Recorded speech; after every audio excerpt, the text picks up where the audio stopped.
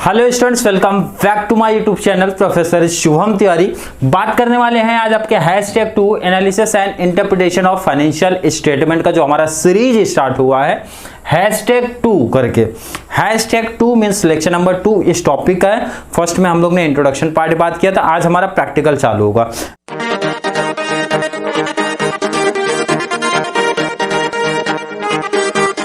मैंने बताया था आपको प्रैक्टिकल के साथ में थ्योरेटिकल पार्ट ऐड करते हुए चलेंगे। जैसे एग्जांपल दिया था सोर्सेस ऑफ फंड में, पहला जो हमारा टॉपिक होता है शेयर कैपिटल। शेयर कैपिटल तो आएगा किसके under sir? Owner's fund and loan fund. आपने बताया था सोर्सेस ऑफ फंड में दो पार्ट होते हैं। कौन से दो पार्ट सर? एक तो हमारा ओनर्स फंड, एक हमारा होता है loan fund, otherwise borrowed fund जिसको बोलते हैं। बट आपने सर यहाँ पे शेयर कैपिटल डिबेंचर लिखा है, ये इसलिए लिखा है, फर्स्ट आपको स्क्रीन पे यहाँ पे मैं क्वेश्चन ऐड कर देता हूँ, अदरवाइज स्क्रीन पे ऐड कर देता हूँ। अदरवाइज जिनके पास SY BCom के बच्चे हैं जो मनन प्रकाशन की बुक लेके बैठे हैं, मैंने मनन प्रकाशन का क्वेश्चन पिक किया है, पेज नंबर 41, क्वेश्चन नंबर 1 ही लिया है, क्वेश्चन नंबर 1 ही पिक किया है। इसलिए आपको फॉर्मेट थोड़ा समझने की यहाँ पे जरूरत है कि पूरा फॉर्मेट लिखने की जरूरत नहीं है। पहले आप क्वेश्चन को एनालिसिस प्रॉपर तरीके से करोगे, देन आपको समझेगा फॉर्मेट पे क्या लिखना है। ध्यान से सुनना और समझना है, ठीक है। एक बार फॉर्मेट में रिपीट कर दूं ताकि जो बच्चे डायरेक्टली ये वीडियो देख रहे हैं उनको कॉन्सेप्ट समझो। जो हमारे बैलेंस शीट की अगर बात करते हो, सोर्सेस ऑफ फंड है। सोर्सेस ऑफ फंड में सर दो टाइप होते हैं, एक तो हमारा ओनर्स फंड, सेकेंड होता है हमारा लोन फंड। ओनर्स फंड में दो टाइप है, दो टाइप मतलब उसके अंदर दो चीजें आती है, हमारे share capital, reserve and surplus, ठीक है। लोन फंड में डिबेंचर आता है, लोन आता है। बट मैं अगर ठीक से देखता हूं तो सर लायबिलिटीज में हमारी दो ही चीज दे के रखा है, share capital, debenture.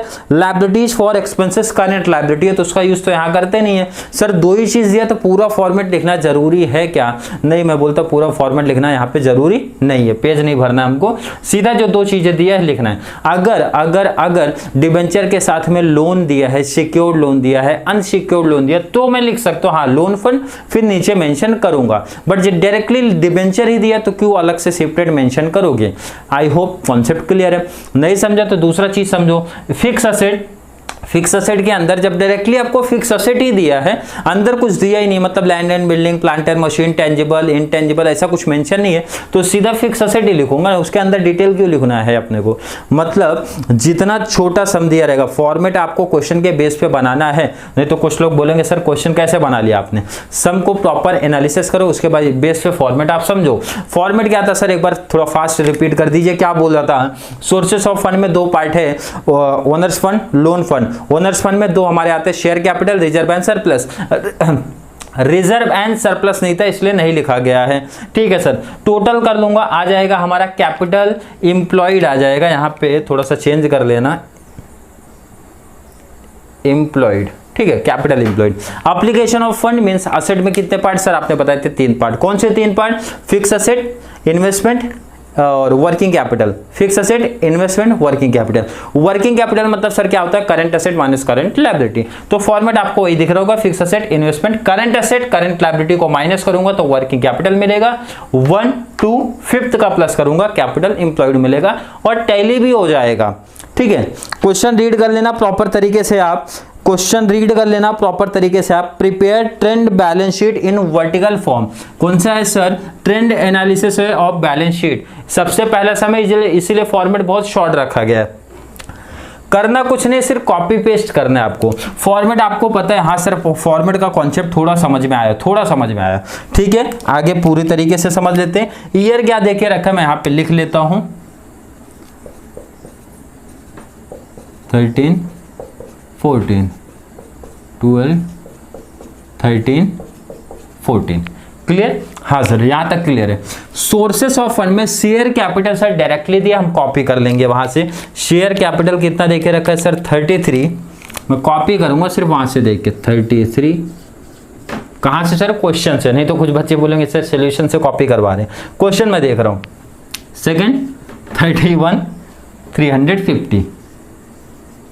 Last year का कितना दिया है सर? 43 800। यहां तक कोई डाउट कंफ्यूजन नहीं सर? कोई, हमने तो सिर्फ वहां से उठाया कॉपी पेस्ट कर दिया। सेकंड हमारा डिबेंचर भी दिया था, लायबिलिटी में 3 ही चीज तो दिया है, तो सीधा सेकंड डिबेंचर हमारा कितना है सर? डिबेंचर देके रखा है तो डिबेंचर फर्स्ट में 27,000, नेक्स्ट में सर 28,350, नेक्स्ट में सर 9,500। बस करंट लायबिलिटी नेक्स्ट दिया है तो हमारा यहाँ पे शिफ्ट होगा, मतलब लायबिलिटीज आपकी हो गई क्लोज। अब इसको आप क्या कर दो, सीधा टैली कर दो। टैली करना है तो मतलब टोटल ले लो, अंडरलाइन दोनों तरफ करके टोटल लेना। अब टोटल मैं देख के लिखूंगा क्योंकि कैल्सी मेरे पास नहीं है, तो टोटल मैं देख के ही लिखने वाला हूँ। आपका टोटल लिख देता हूँ। फर्स्ट का टोटल सर 60,000, सेकंड का टोटल सर 59,700, नेक्स्ट लास्ट वाला टोटल सर 50,500। यहां तक आई होप कोई डाउट, कोई कंफ्यूजन नहीं है आपको। नेक्स्ट एप्लीकेशन ऑफ फंड में सर फिक्स असेट भी डायरेक्ट दिया, इन्वेस्टमेंट भी डायरेक्ट दिया। तो डायरेक्ट दिया तो आप कॉपी कर दो वहां पे। फिक्स असेट आप देखो कितना दिया है, तो फिक्स असेट दिया सर 30,000। फिक्स असेट के कॉलम में आप लिखो 30,000। नेक्स्ट कितना दिया सर 25,500। नेक्स्ट कितना दिया है सर 43,800। इन्वेस्टमेंट भी डायरेक्टली दिया तो मैं कॉपी करूंगा 13,000 13,000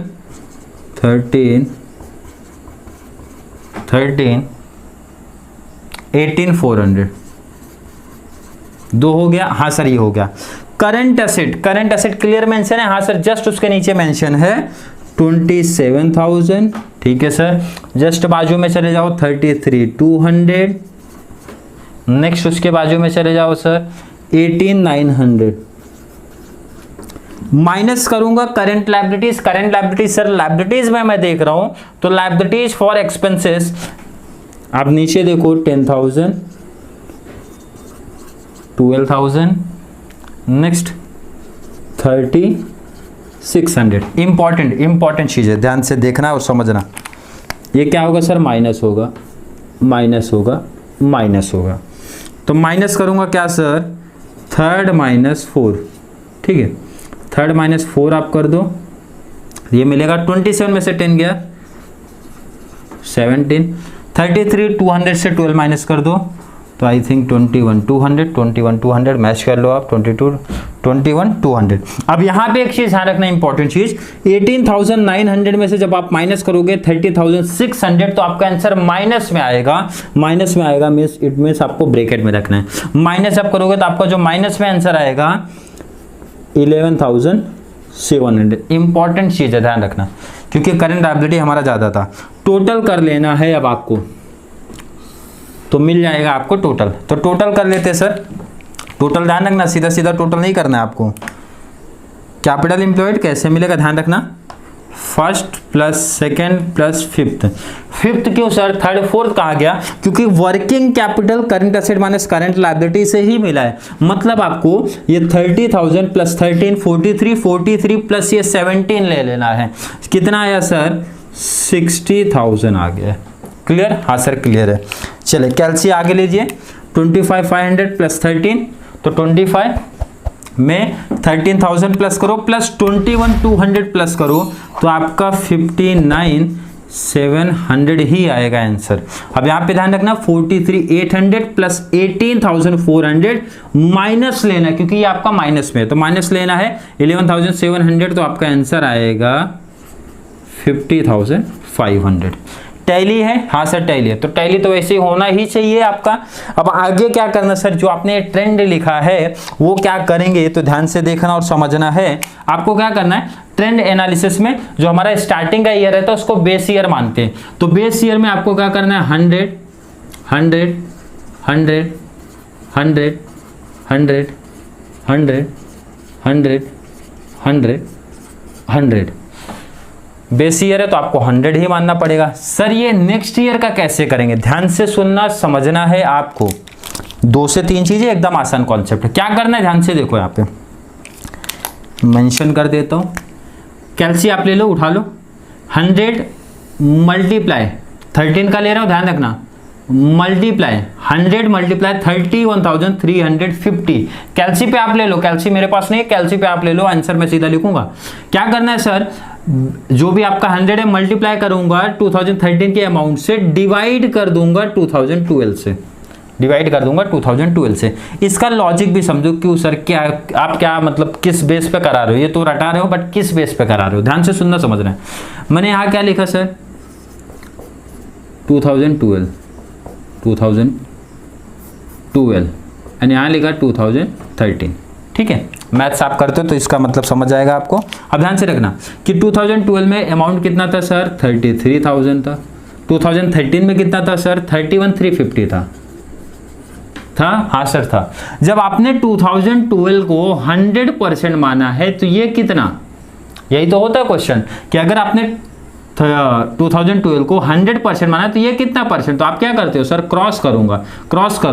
तो बार बार वो क्रॉस का लॉजिक समझने से पहले आप यही तो कर रहे हो 100 मल्टीप्लाई 31,350 डिवाइड बाय 33,000। तो इससे बेस्ट देखो, वो तो समझ गया कॉन्सेप्ट आपको, तो इससे बेस्ट मैं सीधा यही कर लेता हूं सर 100 से मल्टीप्लाई करूंगा जिस ईयर का है, डिवाइड कर दूंगा बेस ईयर से। तो मल्टीप्लाई आप ले लो कैलसी पे 100 मल्टीप्लाई 31,350 डिवाइड बाय 33,000, कैलसी पे आप लोगे तो जो आपका आंसर आएगा 95। कितना है सर 95। कोई डाउट कंफ्यूजन है क्या? नहीं सर कोई डाउट कंफ्यूजन यहां तक नहीं है। नेक्स्ट फिर से करेंगे 100 कैलसी पे लेना है 100 मल्टीप्लाई 28,350 डिवाइड बाय 27,000, वही रूल चलेगा, सीधा सीधा लॉजिक है। तो डिवाइड दिया सर आ रहा है 105। किसी का कुछ डिफरेंट आएगा तो आप मेंशन कर देना। नेक्स्ट सर आप क्या बता रहे हो, बार बार यही लॉजिक चलेगा क्या है? बिल्कुल वही चलेगा, मल्टीप्लाई उस ईयर से डिवाइड बाय नेक्स्ट ईयर से। तो ये आंसर हमारा सर आ रहा है 99.50। किसी का डिफरेंट आएगा मेंशन कर देना आप कमेंट में।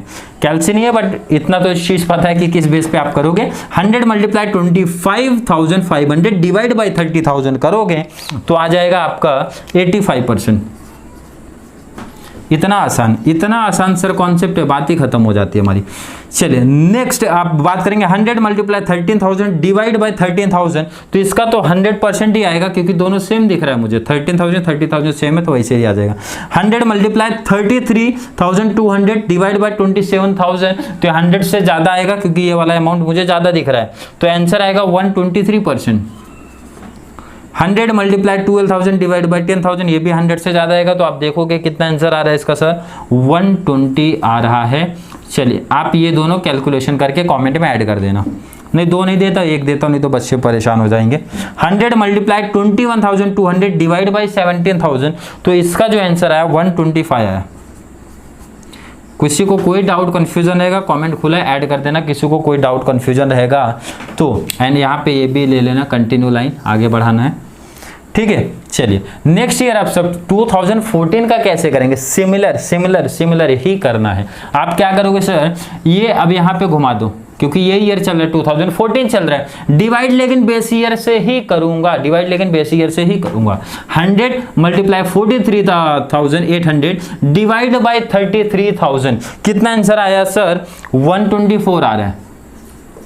जिसको नहीं आएगा मेंशन कर देना, कोई प्रॉब्लम कोई कंफ्यूजन रहेगा तो।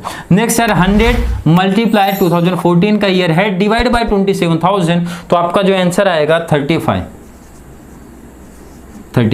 नेक्स्ट 100 मल्टीप्लाई 50,500 डिवाइड बाय 60,000, तो आपका जो आंसर आया 84। लॉजिक समझ में आ गया बहुत सारे बच्चों को कैसा मल्टीप्लाई चल रहा है, एकदम easy calculation. 100 multiply sir 43,800 divide by 30,000 कर दूंगा तो आंसर आ जाएगा सर 146। आगे की कैलकुलेशन कर पाओगे क्या? कर लोगे तो कमेंट में ऐड करना, नहीं कर पाओगे तो आपके लिए ही प्रॉब्लम है। आई थिंक इतने एग्जांपल्स इनफ थे क्या बेस चल रहा है, किस तरीके से चल रहा है। अब जो मैथ्स वाले बच्चे रहेंगे वो एडवांस दिमाग लगाएंगे, सर अगर मैं 2013 वाला कॉन्सेप्ट लूँ तो आएगा क्या आंसर? बिल्कुल आएगा, लेकिन मैं कन्फ्यूजन में नहीं डालना चाहता जो हमारे एसपी वाले या फिर जो हमारे एवरेज या लोअर स्टूडेंट हो, इसलिए मैंने दूसरा कॉन्सेप्ट नहीं बताया, सीधा एक ही बेस ईयर को लेके चल रहा हूँ, ठीक है। तो जो बच्चे एडवांस लेवल है उनको कॉन्सेप्ट समझा होगा मैंने क्या बोला 2013 वाला, तो उससे कर सकते हो, कोई दिक्कत नहीं। बट मेरा सजेशन है, मुझे जो लोअर लेवल के बच्चे हैं उनको भी थोड़ा ध्यान रखना है, कन्फ्यूजन ना क्रिएट हो, पता चला कैलकुलेशन में फंस गए, तो बेस्ट है 2013 बेस ईयर को ही लेके चलना है। बच्चे जितने ज्यादा कॉमेंट करेंगे डाउट वाला, तो नेक्स्ट जो भी हमारी वीडियो जाएगी उसमें मैं कंप्लीट करा के आपको दे दूंगा। अदरवाइज आपको 2-3 बताए तो आप खुद से आगे कर सकते हो। चलिए कोई डाउट कोई कंफ्यूजन आपके के लिए रहता है तो कमेंट बॉक्स खुला है, ऐड है, वहां पे कमेंट ऐड कर देना। एंड कोई सजेशन देना तो सजेशन भी आप दे सकते हो।